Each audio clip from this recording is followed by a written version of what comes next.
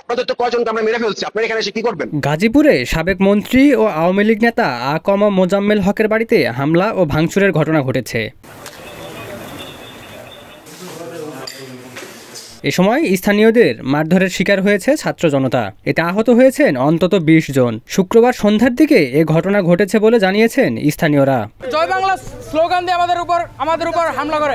ওরা বলে আওয়ামী লীগ ফিরে আসবে, কিভাবে বলে এই কথা? এখন আমাদের উপর জয় বাংলা স্লোগান দিয়ে হামলা করে, প্রশাসন নীরব কেন? খবর পাওয়া গেছে এই ঘটনার প্রতিক্রিয়ায় গতকাল শুক্রবার রাত 2:13 ফেসবুকে একটি স্ট্যাটাস দিয়েছেন বৈষম্যবিরোধী ছাত্র আন্দোলনের সমন্বয়ক ও জাতীয় নাগরিক কমিটির মুখ্য সংগঠক সার্জিস আলম। তিনি লিখেছেন, গাজীপুরে আজকেই হবে আওয়ামী সন্ত্রাসীদের শেষ দিন, আমরা আসছি। শিক্ষার্থীরা জানায়, সন্ধ্যায় অপরিচিত এক নাম্বার থেকে ফোন দিয়ে মোজাম্মেল হকের বাড়িতে ছাত্র প্রতিনিধি আটকের খবর দেওয়া হয়। এরপর বৈষম্যবিরোধী ছাত্র আন্দোলনের স্থানীয় এক সমন্বয়ক সহ ছাত্র জনতার 20-30 জনের একটি দল সেখানে যায়। যখন আমরা এখানে স্পটে গেলাম, স্পটে ফার্স্ট পর্যায়ে হচ্ছে একটা গ্রুপ যায় আমাদের, তারা যায় হচ্ছে ওইখানে যে লুটপাট হচ্ছে, যেটা আমরা খবর পাই, ওই লুটপাটটা থামাইতে যায়।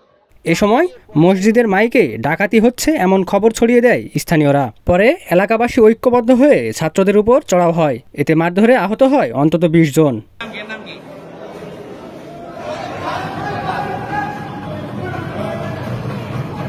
পরে ঘটনাস্থলে গিয়ে আহতদের উদ্ধার করে গাজীপুর শহীদ তাজউদ্দিন আহমেদ মেডিকেল কলেজ হাসপাতালে নেয় সেনাবাহিনী। অবস্থা গুরুতর হওয়ায় 5 জনকে ঢাকা মেডিকেলে পাঠানো হয়েছে। এদিকে হামলার ঘটনায় রাতেই বিক্ষোভ মিছিল করেছে বৈষম্যবিরোধী ছাত্র আন্দোলনের নেতাকর্মীরা।